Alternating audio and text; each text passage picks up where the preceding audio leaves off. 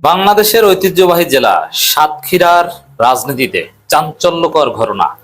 দর্শক, সাতক্ষীরার পথে প্রান্তরে, মাঠে ঘাটে, হাটে বাজারে, চায়ের দোকানে সর্বত্র আলোচনার বিষয় এখন গাজী নজরুল ইসলামের বেশ কয়েকজন অনুসারী বিএনপিতে যোগ দিয়েছে এবং কাছাকাছি সময়ে যুব দলের এক নেতা কট খেয়েছে। এই সাতক্ষীরায় শ্যামনগরে এক হিন্দু নারীর সাথে একদম হাতে নাতে পুরোপুরি ফুল নুট ন্যাকেট। দর্শক, রাজনীতির যে উপাদান ইদানিং সেগুলোর অনুপস্থিতি লক্ষণীয়। আর যেগুলো রাজনীতির উপাদান না, ব্যক্তিগত চরিত্র হনন বা ব্যক্তিগত গোপনীয় বিষয়গুলো, এগুলো ডিসক্লোজ হয়ে রাজনীতি ডমিনেট করছে। আমরা যারা রাজনীতি বিশ্লেষণ করি, এটা আমাদের কাছে কোনো কনসিডারেবল ফ্যাক্টর ছিল না যে কে কোথায় কট খেলেন, কে কোথায় গার্লফ্রেন্ড নিয়ে গেলেন। এটা কখনোই রাজনীতিতে ডমিনেটিং কোনো ফ্যাক্টর ছিল না। কিন্তু এখন চারদিকে যে কে এমপি হবেন আর কে হারবেন, কোন দলের উত্থান হবে আর কোন নেতার পতন হবে, কোন নেতার মন্ত্রিত্ব চলে যাবে। এই যে তারেক রহমান কিছুদিন পর মন্ত্রী পরিষদ সাফল করবেন, সেখানে কাকে কাকে বাদ দেওয়া হবে, কি করা হবে, এগুলো অনেকাংশে নির্ভর করে কে কোথায় কট খেয়েছেন তার উপর। এটা অশনি সংকেত। প্রথম কথা হচ্ছে, রাজনীতিবিদদের মধ্যে এ ধরনের বিবাহ বহির্ভূত সম্পর্ক চর্চা, এটা যেরকম অশনি সংকেত, অ্যাট দি সেম টাইম সেটা পাবলিকলি ডিসক্লোজ হওয়া আরো বেশি অশনি সংকেত। এখন ওই কে কোথায় কট খেলো, এগুলোকে কেন্দ্র করেই এখন রাজনীতি আবর্তিত হচ্ছে। অ্যাটলিস্ট সাতক্ষীরা শ্যামনগরে আমরা সেটা দেখতে পাচ্ছি, যার ফলশ্রুতিতে যুবদল নেতা কট, এটা নিয়ে তীব্র আলোচনা, এবং কারা ধরিয়ে দিয়েছে, বিএনপির অন্য গ্রুপ না জামাতের লোকজন জড়িত ছিল, এগুলো নিয়ে প্রচুর আলোচনা হচ্ছে। তো দর্শক, তার চাইতেও আকর্ষণীয় খবর, বিএনপিতে যোগ দিলেন জামাতের বহিষ্কৃত নেতা নজরুলের 12 অনুসারী। এখন এটা কি জাস্ট নজরুল ইসলামের 12 অনুসারী যোগ দিয়েছেন, সামনে আরো দিবেন না? নজরুল ইসলাম একটু টেস্ট করছেন যে আমার লোকজন বিএনপিতে যাক, কেমন রিয়াকশন হয় দেখি, রাস্তা ক্লিয়ার হোক, তারপর আমি নিজেই বিএনপিতে যোগ দিব।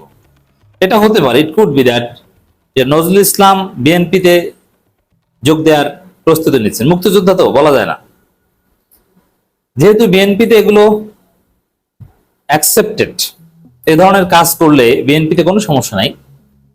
এই জন্য গাজী নজরুল ইসলাম বিএনপিতে যোগ দিলেও দিতে পারেন। বিএনপির রানিং এমপি, রানিং মন্ত্রী বেশ কয়েকজন এরকম পট খাওয়া, তাদের দলীয় পদ পদবি কোনো কিছুতে কোনো সমস্যা নেই। তাহলে নজরুল ইসলাম বিএনপিতে সেফ ফিল করতেই পারেন। আর নজরুল ইসলাম অত্যন্ত শক্তিশালী, আবার মুক্তিযোদ্ধা, সেই হিসাবে বিএনপি তাকে গ্রহণ করতেও পারে।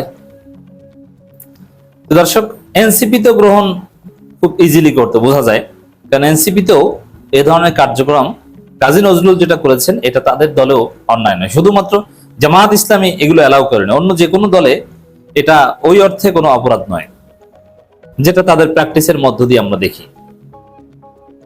অতএব গাজী নজরুলের 12 অনুসারী বিএনপিতে যোগ দিয়েছেন, এটা গাজী নজরুল নিজে বিএনপিতে যোগ দেওয়ার আলামত হতে পারে। রাজনীতি যারা করে তারা বাঁচার জন্য, একটা আশ্রয় পাওয়ার জন্য অনেক কিছুই করতে পারে।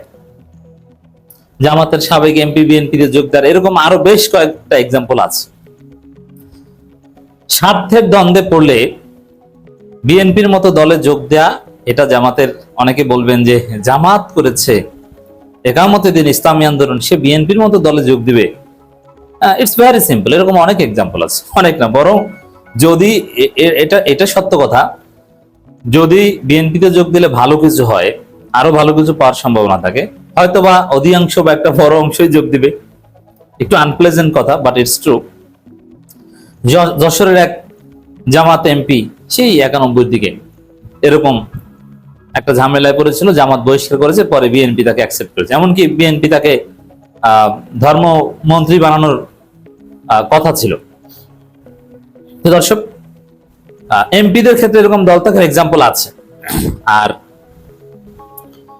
দলের অনুসারীদের ক্ষেত্রে ইটস ভেরি সিম্পল, করতেই পারে। তো এখানে একটা প্রশ্ন খুব গুরুত্বের সাথে আসে যে পত্রিকার খবরগুলোতে যেটা বলা হচ্ছে যে বিএনপিতে যোগ দিলেন জামাতের বহিষ্কৃত নেতা নজরুলের 12 অনুসারী। এখন জামাত ইসলামী নেতাদের ক্ষেত্রে ব্যক্তিগত অনুসারী হয় কিনা, দ্যাট ইজ কোশ্চেন। কারণ জামাত একটা আদর্শ ভিত্তিক দল। শ্যামনগর জামাত নেতারা এই জুলাই জুলাই অভ্যুত্থানের দ্বিতীয় বার্ষিকী পালনের সময় তারা বলেছে যে সাতক্ষীরার মানুষ, শ্যামনগরের মানুষ গাজী নজরুল ইসলামকে ভোট দেয়নি, তারা ভোট দিয়েছে জামাত ইসলামীকে। অতএব এই আসন জামাত ইসলামী থাকবে, তারা আবার জিতবে। সেই বাস্তবতা এবং জামাতের যে সাংগঠনিক স্ট্রাকচার, আদর্শিক রাজনীতি, সেখানে ব্যক্তি নেতার তো কোনো অনুসারী হতে পারে না, এটা কমন প্র্যাকটিস হওয়ার কথা। তাহলে 12 অনুসারী যোগ দিয়েছেন, এটা কি না? এটা সত্য, ব্যক্তি অনুসারী হতে পারে, থিওরিটিক্যালি হতে পারে না, কিন্তু প্র্যাকটিক্যালি হয়, সব জায়গায় আছে। নেতাদের মধ্যে, রোকনদের মধ্যেই একটা অংশ আছে যারা দেখবেন যে জেলা আমির বা মহানগরীর অনুসারী হিসেবে পরিচিত, অথবা কেন্দ্রের পক্ষ থেকে যিনি তত্ত্বাবধায়ক এই অঞ্চলের, তার অনুসারী হিসেবে পরিচিত, তার বলয়ের। আবার অমুক থানা আমির অমুকের লোক না, এরকম আছে হিসাব নিকাশ। এটা হিউম্যান সংগঠন, এরকম আছে, থাকবে। এটা অস্বীকার করা মানে আপনি বাস্তবতাকে অস্বীকার করছেন এবং একটা অনিয়মকে ধামাচাপা দিচ্ছেন। কিন্তু আপনি যদি স্বীকার করেন যে না, জামাতের মধ্যেও মোরাললেস, যদিও বিএনপি আওয়ামী লীগের মতো অতটা তীব্র না, কিন্তু আছে, যে এটা অমুক গ্রুপ তমুক গ্রুপ, এরকম সফট গ্রুপিং আছে। এই সফট গ্রুপিং যারা অস্বীকার করে তারা মূলত সংগঠনের শত্রু, তারা এই গ্রুপিং এর পক্ষের লোক, সিন্ডিকেটের পক্ষের লোক। কারণ এটা যদি আমরা পাবলিকলি বলি তাহলে তাদের সিন্ডিকেট গ্রুপিং ধরা পড়ে। এই জন্য দেখবেন আমরা যখন জামাতের ভিতরে সফট গ্রুপিং এর অস্তিত্বের কথা বলি বা নানান ব্যক্তির নামে গ্রুপিং কথা মাঝে মাঝে প্রসঙ্গক্রমে বলে ফেলি, তখন জামাতের ভিতরে একটা অংশ খুব রিয়াক্ট করে। হ্যাঁ, জামাতের মতো একটা আদর্শিক সংগঠনের মধ্যে আপনি গ্রুপিং খুঁজে পান, এটা কেমন কথা? গ্রুপিং নাই। কিন্তু দিন শেষে এটা নিয়ে আরো গবেষণা করতে গেলাম যে যারা রিয়াক্ট করে তারা হচ্ছে গ্রুপিং এর মূল হোতা। যেহেতু তাদের গ্রুপ ভেঙে যাবে বা এটা নিয়ে একটা আনপ্লেজেন্ট সিচুয়েশনে তারা পড়তে পারে, এই জন্য তারা এটাকে রিয়াক্ট করে।